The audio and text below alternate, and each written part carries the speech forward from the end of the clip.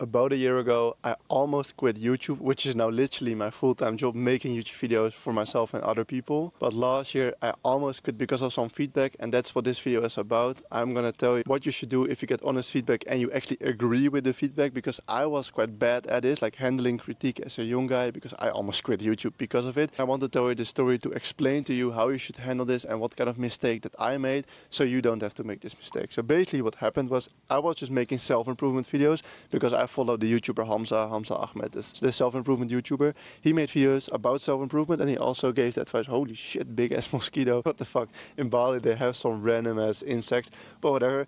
I started making self-improvement videos because my mentor at the time, Hamza, that made me way more masculine. At the time I was quite a feminine guy. I started self-improvement because of Hamza and Tate and those figures, and I became more masculine, so I started looking up to guys like Hamza, and his advice on business was to make self-improvement videos.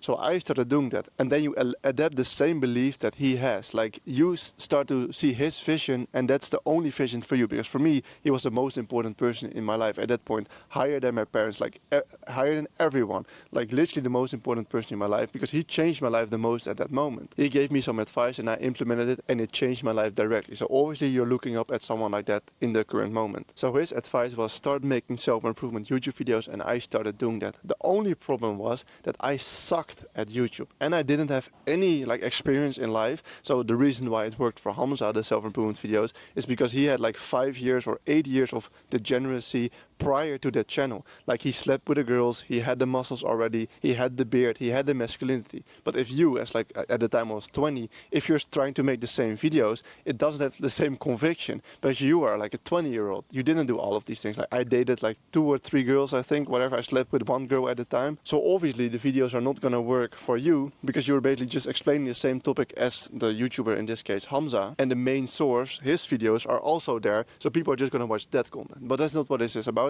But that's the reason why I made those videos. But for me, the belief that those videos were good were very strong, because this guy already helped me to change my life so much, significantly. So I started applying his other advice as well, his business advice, to my life. So I made those videos, blah blah, started making more videos, and then I came across a video on YouTube about appointment setting, because I didn't make any money in like 6 or 7 months of trying to make these videos. And I came across a video on appointment setting, like why you should do appointment setting and how it worked, and it was interesting to me. So I started looking around, like, okay, appointment setting, I can make some quick money because my YouTube channel isn't really working right now, so I might try something else.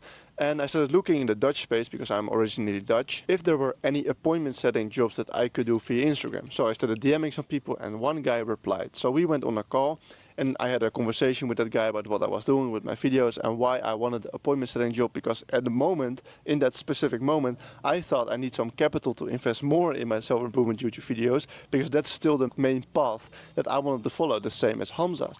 And that guy in that appointment setting call, I still hate him till this day, but he did really change my vision at the time.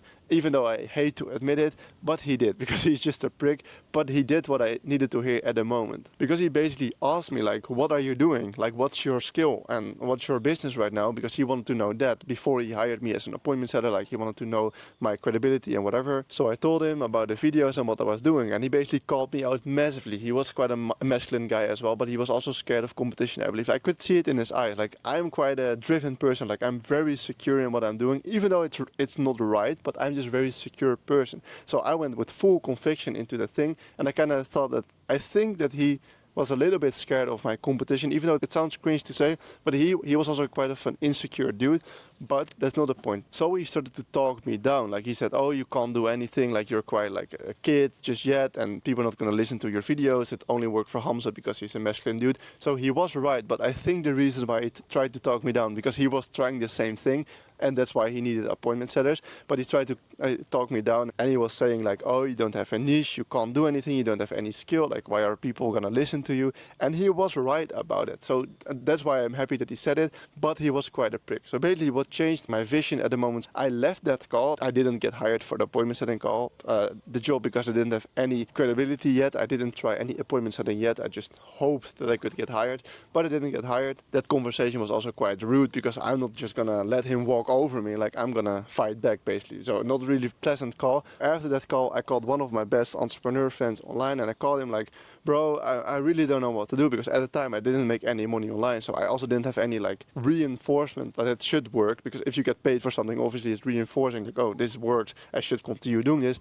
but I didn't have that at the time. Like, I was just trying it because Hamza said so. So I called my more masculine friend than I was, like he's 31 years old at the time, was 30, doesn't really matter, and I discussed this topic, and he basically said like, yeah, he is actually right, and you should think about this. And like he already had like HR experience. He is like quite a masculine dude. Now he's also an entrepreneur, but at the time he was working a full-time job in HR. So he had way more experience in life than I had at the time. 20 years old. I'm still friends with him, by the way, till this day. So that call really changed my life. First with that guy, that prick, but then also with my friend after, that basically reinforced what he said, but in a more normal way. He said, yes, it's right. Like, why should people listen to you? Yeah, you're just a kid.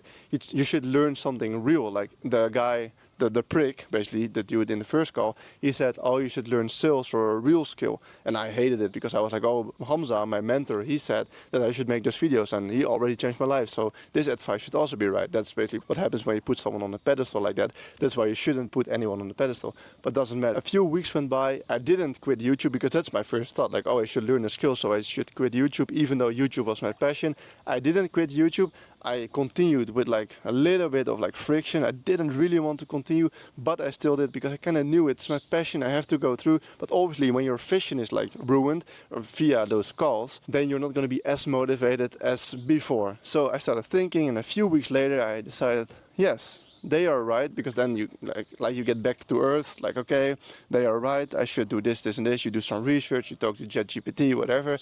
Basically, they were right, but I should still continue with YouTube, because that prick in that call also told me to stop YouTube. I didn't stop doing YouTube, but why I make this video is for you, that if someone gives you critique, that you should handle it in a very normal and masculine way. I completely tripped out when that guy gave me critique, because my main belief, you should make self-improvement videos, and that's the only way to get successful and rich. That was my main belief, because I only saw Hamza doing this, all those fucking insects. It's getting dark, so they all come out, whatever. So I couldn't handle critique at all. That's why I tripped so much. I called my friend after the call immediately, like, he must be wrong, I should continue.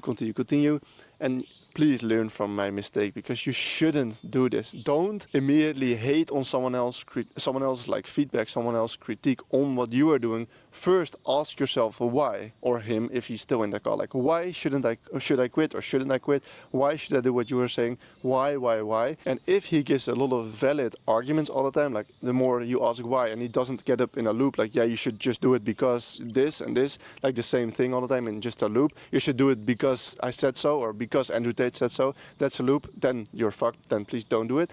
But if someone gives valid arguments all the time, then you should consider, like, okay, but what are my beliefs, and am I wrong? That's the real trait that entrepreneurs need to have. I learned this from Charlie Morgan. That's why I made this video, because I watched his video on how to think like a millionaire. Every belief that you have is keeping you safe from a very chaotic world. And that belief at the time from Hamza got me sane in a very, very chaotic world. Like, yeah, you should do something that someone already proved to you that works, because it makes sense. Someone did it, you can do it as well, just do that. And someone critiqued that belief, like someone tried to break that belief, and I got completely panicked, because yeah, there are so many beliefs out there, like, what should you believe? And then you start panicking, and that's what I did. Learn from that. Don't do that. First ask him or yourself, why do I think this way, or why does he think that way? And then make a decision. For the rest, I hope you learned something from this video, because this was a very big thing that you need to learn, and I'm still struggling with this, but it's one of the most important skills that you need. Like, any belief that you have, be able to critique it or talk about it with other people that critique your beliefs in a very normal way. Like, why do I think this way? Why should I do this? And then you should come to like a conclusion with valid arguments that actually make sense, if you can ask and answer the question why long enough. So that's what I decided to do. I decided to pick a niche, and then that's when I started to make money. But I didn't quit YouTube, luckily, even though I really felt like quitting at the time, because obviously my main belief got like broken, like, you should continue, because he was right. I knew that he was right, because I always knew, like, oh, why should I make these videos when I'm 20? But my main mentor, Hamza, told me to do so. So I just started doing it. For the rest, I don't have anything to sell you. I just make those videos to practice storytelling. If you do want to do something, you can subscribe to this channel or leave a comment for the algorithm. For the rest, thanks for watching, subscribe, leave a comment for the algorithm, and I will see you in the next video.